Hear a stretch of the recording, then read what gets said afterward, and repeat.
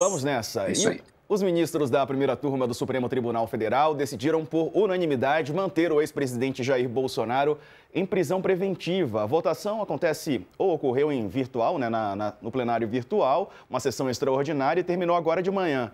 Além de Moraes, que é o relator, os outros ministros da primeira turma, Flávio Dino, Cristiano Zanin e a Carmen Lúcia, votaram pela manutenção da prisão. E aí, no voto do Moraes, ele ressaltou que Bolsonaro é reiterante no descumprimento das diversas medidas cautelares. Argumentou que não há dúvidas, portanto, sobre a necessidade da conversão da domiciliar em prisão preventiva, em virtude da necessidade da garantia da ordem pública, para assegurar a aplicação da lei penal e do desrespeito às medidas cautelares anteriormente aplicadas. Reinaldo, a gente está vendo aí a sala, onde o ex-presidente está preso na sede da PF em Brasília. E a superior, diga-se de passagem, já observei isso em muitos lugares, há muitos quartos de hotel dessas redes mais baratas, uma vez tive de ficar, a sala do Bolsonaro certamente é melhor. Com ar-condicionado, TV, tudo bonitinho. E o café da manhã, com certeza, é melhor, porque nesses hotéis você tem que comprar, inclusive, e costuma ser bem michuruca. Então ele certamente não vai ser maltratado e com assistência médica permanente, né? Isso também está na decisão do Alexandre, na primeira decisão ali da prisão preventiva. Olha, a unanimidade, e aí, claro, os bolsonaristas dizem, não se esperava outra coisa, a ideia de que no Supremo só há conspiradores contra o bem, né? E o bem, obviamente, é Jair Bolsonaro, né? Eu observei no sábado, num texto grande no UOL, que a decisão do Alexandre é uma decisão modelar, é uma decisão exemplar, é uma decisão impecável, né, pela prisão preventiva, por várias razões. Em primeiro lugar, porque essa prisão preventiva se deu no âmbito da investigação sobre a coação no curso do processo. E é por isso que ele estava em prisão domiciliar. Não tem a ver com a execução diretamente, não tem a ver com a execução da pena da ação penal 2668, que é a do golpe. Essa é aquela investigação em que o Eduardo se tornou réu, né? Mas é claro, e o Alexandre lembrou na decisão, que esta investigação da coação nasceu das outras ações penais, inclusive a do golpe, 2668, porque a coação estava sendo exercida nos Estados Unidos para pressionar os juízes aqui. Então, é claro que as coisas estão ligadas, elas estão imbricadas, né? Alexandre lembra ali que houve uma gradação de restrições a Bolsonaro. Inicialmente, houve medidas restritivas cautelares que foram desrespeitadas. Cobraram-se explicações, a defesa deu explicações, Bolsonaro reiterou, foi para a prisão domiciliar. E na prisão domiciliar, fez o que fez, né? Lembrando sempre, e é preciso lembrar isso, porque fica essa conversa de que, como Alexandre, olha como ele é autoritário. Bom, existe o artigo 312 do Código de Processo Penal, com 5 razões para prisão preventiva. Ameaça à ordem pública, ameaça à ordem econômica, preservação da instrução criminal, quando a liberdade representa um risco para a execução da lei penal, né, o risco da liberdade para a execução da lei penal, ou seja, a fuga. E tem uma quinta no parágrafo 1º deste artigo, que é descumprir medida cautelar. E no parágrafo 2º se diz, e tudo isso tem que ser contemporâneo. Você não pode decretar prisão preventiva porque se descobriu com 2 anos de atraso que o cara tinha feito um troço lá atrás. Antes isso acontecia. A partir de 2019, não. Com a aprovação de uma lei ali disciplinando a lei das organizações criminosas. Né? Então, primeira coisa, tudo que aconteceu agora é contemporâneo, de agora. Vamos lá. Quando ele viola o aparelho, ele incide em duas razões para prisão preventiva. Duas: descumprir a medida cautelar, porque a tornozeleira é uma medida cautelar e ele está, obviamente, atentando contra uma medida cautelar. Quem é que tenta tirar uma tornozeleira ou tenta danificar uma tornozeleira? Será que o Alexandre não tem a obrigação de suspeitar de uma possível fuga? Não tem disso. Como não? Por que se tenta tirar a tornozeleira? E a terceira razão, a ordem pública, aí fornecida pelo Flávio, evidentemente em combinação com o pai, de armar lá, fazer uma nova festa da Selma. Se a festa micou, é outra coisa. Veja, o fato deles serem incompetentes não quer dizer que o crime não tenha sido cometido. Isso vale, inclusive, para o golpe. Não é? A lei não diz que a gente só pune os crimes quando o bandido é bem-sucedido. Até porque, se ele for muito bem-sucedido, provavelmente não será punido. Então, 3 razões para prisão preventiva. 3 razões para prisão preventiva. Eu fico muito espantado. Veja, eu não fico espantado que o Celso Vilardi e que o Cunha Bueno, defensores técnicos do Bolsonaro, se bem que o Cunha Bueno é muito pouco técnico. O técnico é o Vilardi. O Cunha Bueno ele é um prosélito. Né? Ele gosta de fazer proselitismo ideológico. E geralmente bem cafona. Mas aí o estilo é dele, né? Ele que se vire lá. Eu não estou dizendo que esses caras devam admitir que Bolsonaro tentou fugir. Não, o papel deles é defender. Numa democracia, num regime que não tenha defensores livres para fazer o seu trabalho, não é uma democracia. Eles estão livres fazendo o seu trabalho. Estão fazendo o seu trabalho. Agora, fora desse âmbito dos defensores, contestação sobre a razão da prisão preventiva, mas esperavam nessas circunstâncias, Diego, que o Alexandre ia fazer?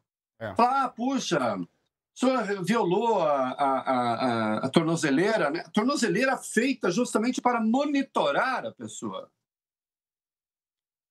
Isso se dá, um juiz tem de pensar no contexto em que as coisas acontecem. Isso se dá num contexto em que os bolsonaristas fogem ou não fogem. O Ramagem é citado na decisão do Alexandre, citado no voto dos ministros agora, mantendo a prisão. Outros bolsonaristas fugidos, eles fogem. Eles vão odiar agora. Agora é a hora que bate biela deles quando eu falo isso. Mas, claro, Bolsonaro não é o Lula. O Lula encarou a pena. Aliás, lhe foi oferecida a tornozeleira. Falava, o senhor fica com tornozeleira e fica em casa. Você deve saber a resposta histórica que o Lula deu, né? Quando lhe ofereceram isso. Ele disse, não sou pombo para usar a tornozeleira, para usar anel na pata. Né? Falou, não, vou para a prisão. E foi. E ficou lá. E recorreu. E ficou recorrendo. E é a expressão constante dos bolsonaristas, que o negócio tudo é mimimi, não é isso? Preto apanha na rua porque é preto, para de mimimi. Gay apanha porque é gay, para de mimimi. Mulher apanha porque é mulher, para de mimimi. Tudo é mimimi. O único que não faz mimimi e é o mais mimizento de todos é Jair Bolsonaro. O Lula não fez mimimi. Eu até saí de lá para casar com a minha musa, com a minha deusa. Aguentou o tranco. Mas não é que ele aguentou o tranco sendo torturado. Não, ele tinha condições adequadas de quem está preso com os direitos humanos assegurados. E agora o Bolsonaro terá a mesma coisa. E ainda com assistência médica permanente. Agora, falar assim, não poderia haver de jeito nenhum a prisão preventiva porque não há indícios suficientes de que ele tentasse fugir. Não há? Como não há? Como não há? Que essa tese prosperou durante um tempo, houve até quem escrevesse a liberdade de manifestação é livre, artigo 5º, claro que é. Mas aquela, nos termos em que o Flávio fez, ele estava convocando uma oração? Ele estava convocando uma oração ou ele estava convocando grito de guerra contra o Supremo, mais uma vez. Vamos invocar o Senhor dos Exércitos, né? Que é o Deus punitivo do Velho Testamento.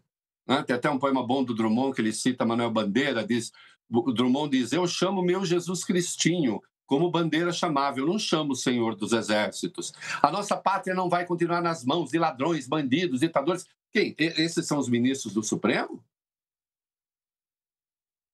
Isso aqui está mais para uma convocação contra o Estado de Direito do que outra coisa. Então, assim, tudo estava dado. E eu me pergunto até onde o Flávio não fez uma aposta para apressar as coisas, porque eu não estou querendo lidar com teorias conspiratórias, eu lido com fatos. Eu estou lembrando, desde sábado, quando eu gravei aqui para o UOL, eu lembro que o Flávio é advogado. Ainda que ele tenha ficado rico, milionário, como político, e também vendendo chocolates, não é mesmo, Diego? Com dinheiro vivo, né? O Willy Wonka, da loja de chocolates, né? Ele é advogado. A chance da Operação Tabajara dar errado era grande.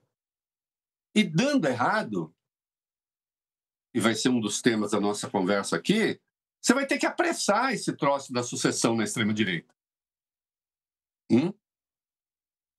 Esse negócio do Flávio candidato, mas eu não aposto um mindinho disso, né? Meu mindinho não aposto nunca, mas eu tô dizendo, eu não aposto um pedacinho da unha. Não aposto nada. Ele tem uma reeleição para o Senado assegurada. Ele topa fazer negócio com a extrema-direita, com o Tarcísio, com isso aqui. Quem não topa é o Eduardo. Até agora. Né?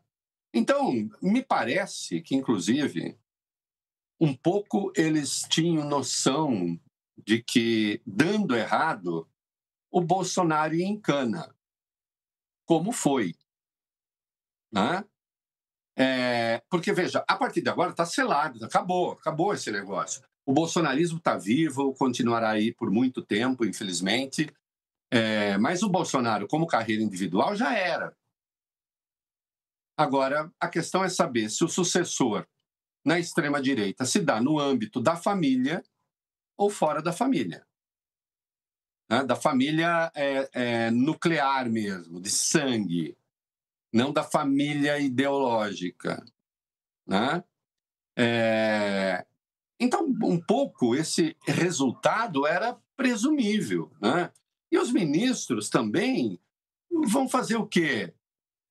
Eu lembrei, tem um filme maravilhoso do Steven Spielberg, Minority Report, não sei se você já viu, sobre uma sociedade distópica, né? Com Tom Cruise e o Colin Farrell, em que o Estado tem como adivinhar as intenções criminosas das pessoas e as pune antes do crime ser cometido. E é claro que dá errado, né, Diego? Não, mas o Alexandre não fez isso. Ele não puniu o Bolsonaro antes de o crime ser cometido. Foi depois. Primeiro que ele está em prisão, estava em prisão domiciliar, em razão de crimes cometidos, não os do golpe. O crime de tentar intimidar juízes para que eles não dessem um voto contrário a ele no julgamento do golpe. E aí ele vai e faz o que faz com a tornozeleira. Não é? E aí tem a manifestação, mais uma contra o Supremo. Não há juiz responsável, decente, que não tomasse a decisão que o Alexandre tomou. E agora, os outros 3 ministros, obviamente, endossando, porque senão um fundamento da justiça, como sabe toda a gente que me ouve, como sabe os advogados dele, a justiça tem que buscar a dignidade das suas decisões também. Um juiz não toma decisões, os juízes não tomam decisões para que sejam desrespeitadas, para que sejam ignoradas. Ao contrário, as decisões são tomadas para que sejam respeitadas em benefício da manutenção da ordem pública, que é o desiderato principal, até, eu diria, do artigo 312 do Código de Processo Penal, porque mantida essa ordem pública, isto é, as coisas no seu devido lugar, né, então as decisões são cumpridas e o Estado de Direito se exerce numa democracia. O que eles tentaram foi bagunçar isso tudo, né? E depois, bom, como dizia Marco Maciel, né, imitando o vice-presidente da República, que foi vice-presidente do Fernando Henrique, né? Ele brincava com a personagem conselheiro Acácio do Essa de Queiroz. As consequências vêm depois, né, cara? Yeah. Uai, mas isso vale para você, vale para mim, vale para qualquer pessoa, né? E que sorte que o Bolsonaro vai, quando se consideram 600 mil presos do Brasil, está numa sala, não é uma cela, né? Confortável, com direitos assegurados, etc. Tudo aquilo que o bolsonarismo sonega e sonegou no poder aos presos, todo ataque que eles fizeram aos direitos humanos, né, de quem estivesse fora ou dentro da cadeia, tanto faz, né? Agora eles reivindicam assim, de maneira grandiloquente, né? Como era que era direitos humanos para humanos direitos. Não é, poucos humanos são tão tortos moralmente como Jair Bolsonaro. E, no entanto, eu defendo que ele tenha os direitos humanos respeitados como preso, né?